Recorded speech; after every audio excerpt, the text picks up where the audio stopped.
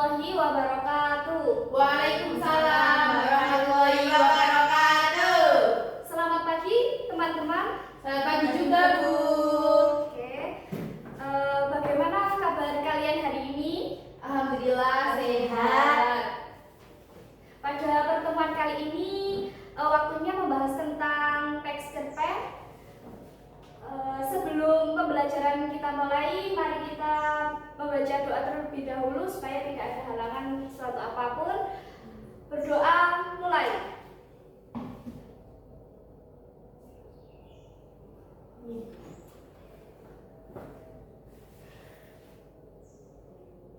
Oke.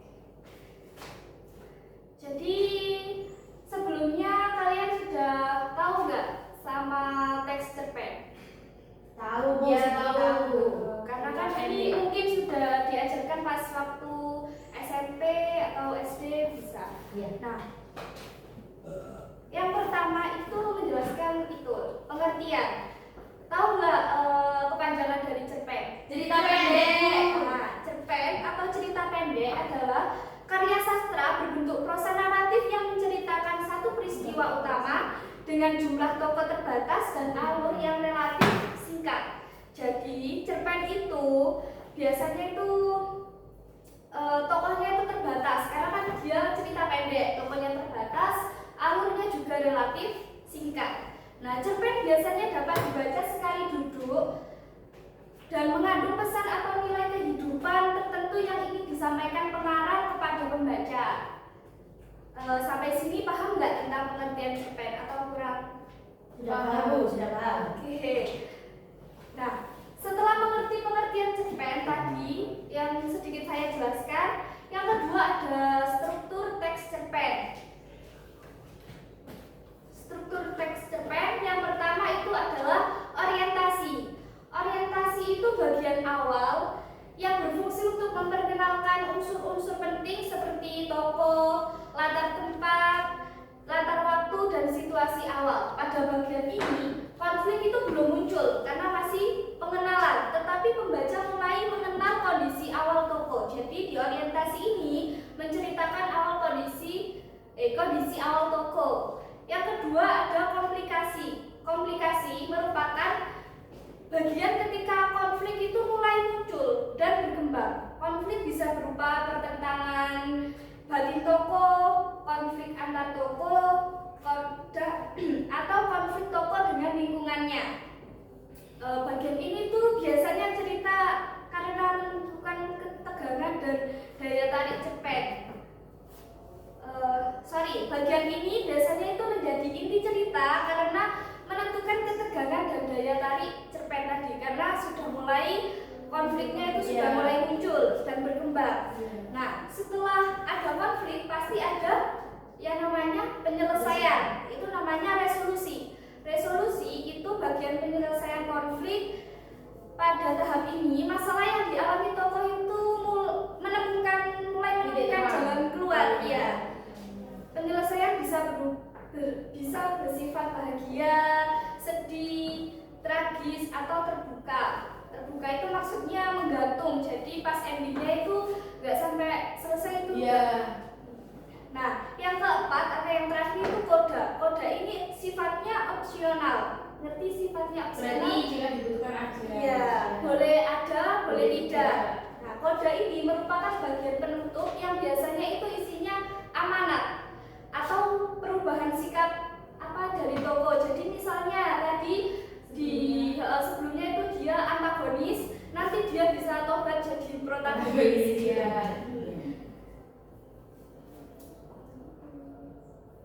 Setelah mengetahui pengertian, struktur, sekarang kita belajar tentang unsur intrinsik. Nah, unsur intrinsik itu unsur yang membangun cerita dari dalam teks. Yang pertama ada tema.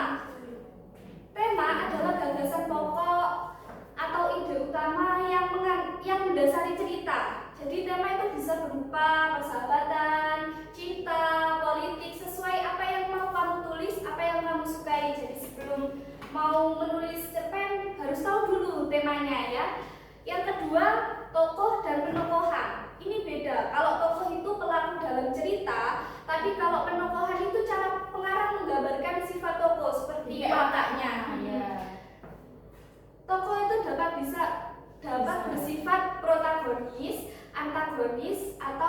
Budi sudah tahu ya perbedaannya Iya. ketiga itu.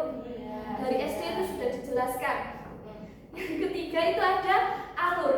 Alur itu rangkaian peristiwa yang tersusun secara sebab akibat. Alur ada tiga, ada alur maju, alur mundur, dan alur maju mundur, ya, atau campuran.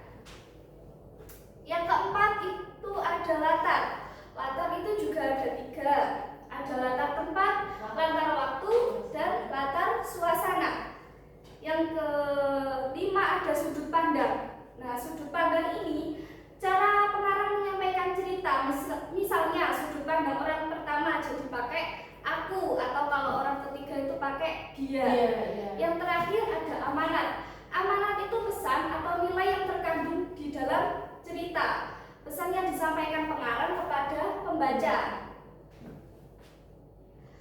Kalau selanjutnya itu ada unsur ekstrinsik. Nah, selain unsur intrinsik, dalam cerpen itu juga ada unsur ekstrinsik.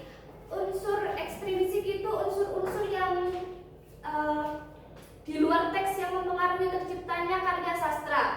Unsur ekstrinsik itu tidak tertulis secara langsung dalam cerita, tetapi dapat dipahami konteksnya. Nah, macam-macam unsur ekstrinsik cerpen itu yang pertama adalah latar belakang pengarang, meliputi riwayat hidup, pengalaman, pendidikan, dan pandangan hidup pengarang. Pengalaman pribadi pengarang sering tercermin dalam tema atau konflik cerita. Yang kedua, kondisi sosial dan budaya, keadaan masyarakat, adat istiadat, norma sosial, serta budaya yang berkembang pada saat cerpen ditulis. Yang ketiga, nilai-nilai kehidupan di masyarakat. Ada nilai moral, sosial, religius, dan budaya yang hidup di lingkungan pengarang dan masyarakat. Yang keempat, ada kondisi psikologis pengarang, keadaan emosional atau kejiwaan pengarang yang dapat mempengaruhi suasana dan karakter tokoh dalam cerpen. Yang terakhir, ada situasi, sejarah, dan zaman. Keadaan zaman saat cerpen diceritakan, seperti isu-isu yang sekarang kan tentang penerbangan liar, itu bisa diambil itu. Nah, setelah mengetahui unsur intrinsik dan unsur ekstrinsik, sekarang kita belajar nilai-nilai kehidupan dalam cerpen. Cerpen itu tidak hanya berfungsi sebagai hiburan, tetapi juga sarana pembelajaran nilai kehidupan. Yang pertama itu ada nilai moral, yang kedua ada nilai sosial, yang ketiga ada nilai religius, yang keempat ada nilai budaya, dan yang kelima ada nilai kemanusiaan. Nah, tadi kita sudah belajar tentang struktur dan unsur-unsurnya. Nah, sekarang itu tahap menulis atau langkah-langkah menulis cerpen. Yang pertama pastinya adalah menentukan tema cerita. Jadi kita tentukan dulu yang mau kamu tulis temanya apa. Misal tadi pakai isu politik boleh. Nah, yang kedua menentukan tokoh dan karakter. Yang sudah saya jelaskan tadi di awal pengertiannya, hati-hati ya, cerpen itu tokohnya terbatas, sama alurnya nggak boleh terbelit-belit. Jadi kalau kalian pakai alur maju ya berarti sedikit saja, relatif singkat. Nah, yang ketiga itu menyusun alur cerita tadi, mau alur maju, mundur, atau maju mundur. Yang keempat menentukan latar. Yang kelima menulis cerita dengan bahasa yang lembut dan menarik. Nah, itu semua kita sudah pelajari. Kemarin malam sudah saya kirim ya untuk teks cerpennya, boleh dibaca sekarang. Nanti saya kasih kuis tebak-tebakan, nanti bisa jawab bergantian jawabnya. Enggak, semisal kalau di rumah aja gimana, Bu? Belajarnya udah mau habis, Bu. Boleh, mungkin saya tanya temanya aja. Oh iya. Coba kan itu cuma sedikit teks cerpennya Dibuka lagi ya. dibuka lagi ya.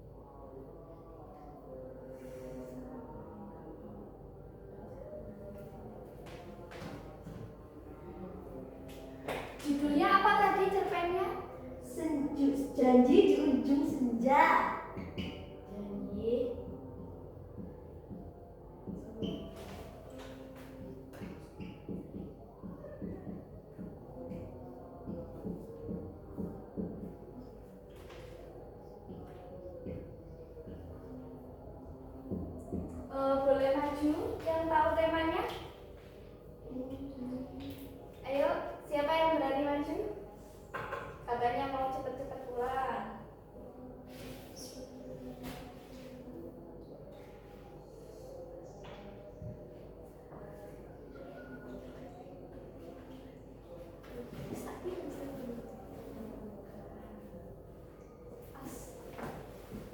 Saya Bu mau maju. Oh iya, boleh.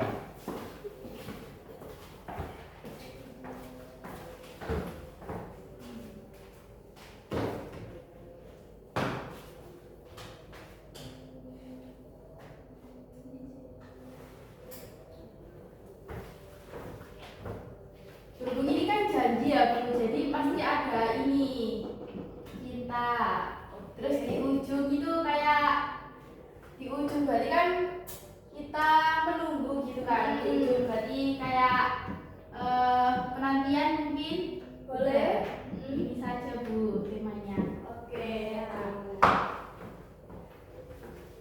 Kalau tokoh dalam cerita, ada yang tahu tokohnya? Kemarin sudah saya suruh baca, ayo nggak dibaca ya?